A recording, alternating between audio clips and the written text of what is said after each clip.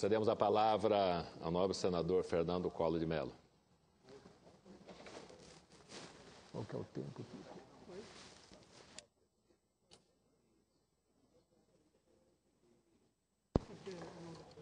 Vossa Excelência dispõe de até 20 minutos.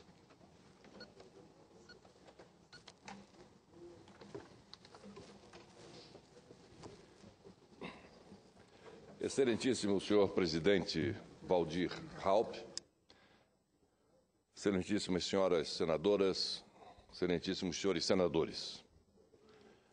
A contínua disputa entre instituições relevantes do Estado por espaço de atuação com impacto midiático e a ânsia de alguns membros do Ministério Público e de defensores públicos de mostrar musculação capaz de interferir na governança, com evidente busca de prestígio que os valoriza para as reivindicações de classe, tem o potencial de enfraquecer sobremodo a capacidade de ação da administração pública na execução de políticas necessárias para o desenvolvimento do país. Não que o Ministério Público não deva exercer o seu controle de legalidade sobre as ações da administração, deve fazê-lo.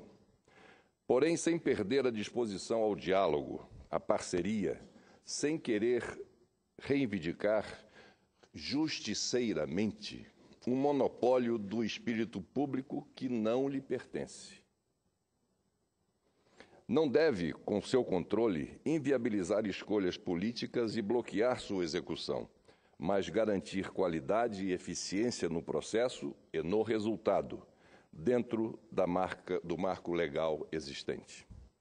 É importante que o Ministério Público, ao invés de confrontar com as instâncias políticas ou de formulação política, reconheça a legitimidade do processo político e busque apoiá-lo. Quando se recusa a fazer parte desse processo, muitas vezes por vê-lo como intrinsecamente viciado, outras vezes porque o confronto eleva o seu cacife de risco, passa a se conduzir no mundo à parte, que privilegia a instância da decisão burocrática como a mais pura, a menos, entre aspas, contaminada. A rejeição do político, entretanto, é autoritária.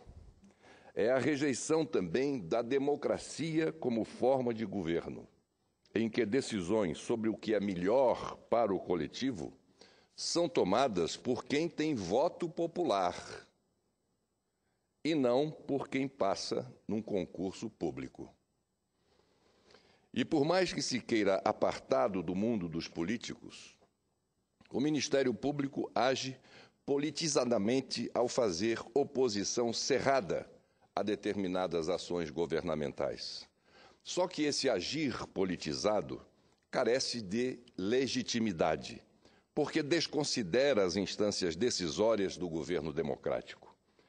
Também padece, por vez, o parquê de certa aporia com o mundo externo, que o vai sufocando aos poucos, confinando dentro de sua dinâmica interna peculiar, sem se perceber que sua imagem vem se desgastando ao longo do tempo em importantes setores do Estado e até da própria sociedade.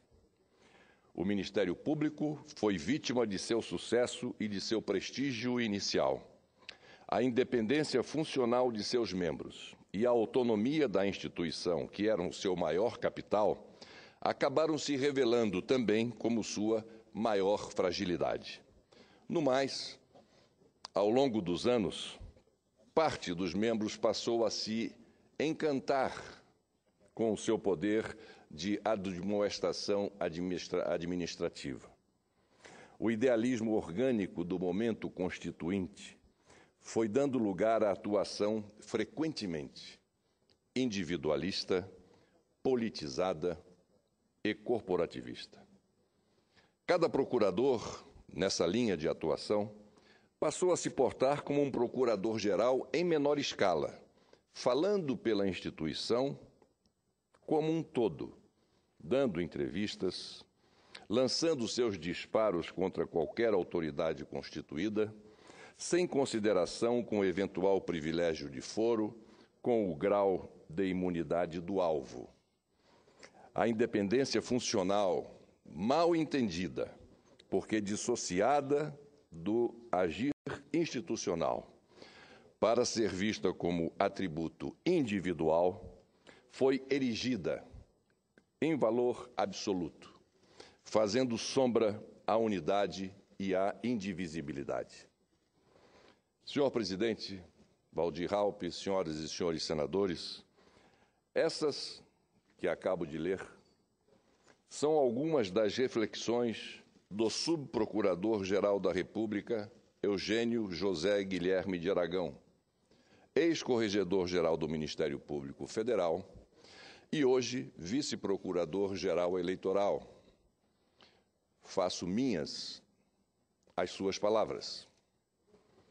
Senhor presidente, a mais fiel caricatura deste eixo político individualista do Ministério Público, aqui agora traçado, foi a atitude do Procurador-Geral da República, Rodrigo Janot, ao compartilhar a foto daquele momento deprimente em que ele fez questão de empunhar um cartaz, aludindo-o como o salvador da pátria.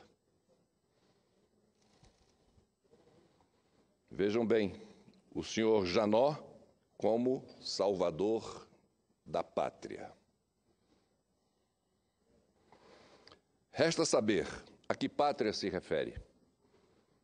A pátria do Ministério Público? A pátria dos procuradores? Ou pátria dele mesmo? Na verdade, sua tentativa naquele momento teve também o intuito de engabelar, de iludir, antecipando-se a eventuais incursões sobre ele e o órgão que desafortunadamente dirige. E digo isso com a consciência do dever público e de ofício que me cabe para mostrar a outra face dessa encenação montada, desse campo coletivo de distorção da realidade criado pelo Procurador-Geral e coadjuvado pelos meios, em que se coloca o Ministério Público e seus integrantes no grande pedestal da moralidade pública e no mais elevado altar da ética institucional. É o modelo justiceiro, incorporado por grande parte dos integrantes do Ministério Público e com desfaçatez, promovido a todo custo pelo Procurador-Geral da República. Denúncias e informações que me chegam de várias partes revelam o cambaleado comportamento que o senhor Janot tem assumido diante dos desdobramentos da Operação Lava Jato. Nas conversas internas de suas frequentes e destiladas tardes, Rodrigo Janot vem pompeando que, antes mesmo das conclusões das diligências em curso e das investigações iniciais, já estão prontas, em seu poder, todas as denúncias que tentará promover junto ao Supremo Tribunal Federal contra os supostos envolvidos naquela operação. Ou seja, senhor presidente, isto é gravíssimo sob todos os aspectos. O Procurador-Geral da República, em seus vespertinos devaneios, alardeia as condenações que fará antes de concluídas as investigações oficiais da Polícia Federal e do próprio Ministério Público. Ora, se as diligências da Polícia Federal mal começaram, como pode ele já ter prontas em suas mãos todas as denúncias? Baseadas em que provas foram feitas as mesmas? O fato é que o ilegal conceito do pré-julgamento já está arraigado em sua covarde essência e nos seus ilegítimos propósitos. Vejam bem, senhoras e senhores senadores, é esse o entendimento estreito, curto e maniqueísta do senhor Janot, em que todo o universo se resume a apenas duas opções: o bem e o mal. Ou melhor, os bons e os maus, antes mesmo de qualquer julgamento, de qualquer investigação, de qualquer diligência. Esta é a sua estratégia, corroborada diariamente pelos meios. jogar previamente a população contra os supostos envolvidos, sem ao menos lhes dar a chance de se defender, de serem investigados, de prestarem esclarecimentos e, pior, de serem julgados. Sinceramente, não é esse o papel institucional de um órgão vital para o Estado democrático de direito. Não é essa a responsabilidade, e menos ainda, o exemplo que o chefe maior do Ministério Público deve demonstrar.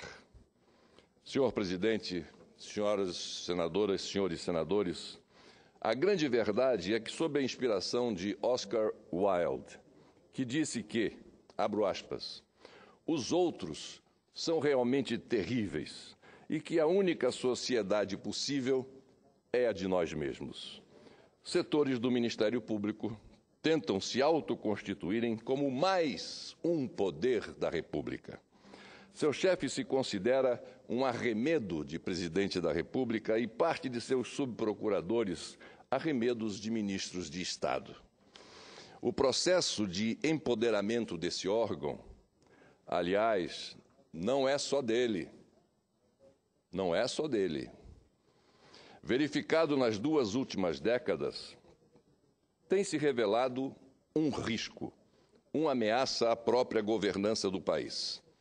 É um perigo republicano real, que poucos percebem e que muitos ainda estimulam e exaltam. E eles, do grupelho instalado na Procuradoria-Geral da República, são os artífices, os estrategistas e mentores desse golpe institucional aos poderes da União, que somente, como nós sabemos, à Constituição Federal cabe reconhecer e instituir. Na prática, mais do que um poder, esse grupelho quer se tornar um poder acima dos poderes, quer cobrir os véus da presunção, ou quer cobrir com os véus da presunção as próprias deficiências.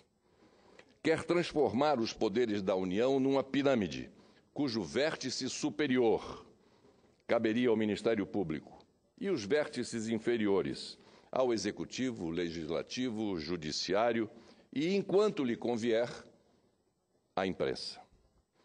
A ousadia é tanta, senhor presidente, que agora querem fazer política de Estado, política de governo, política de justiça, política da política, a ponto de querer legislar e até propor reformas para o Estado com pacotes de ocasião em todas as áreas.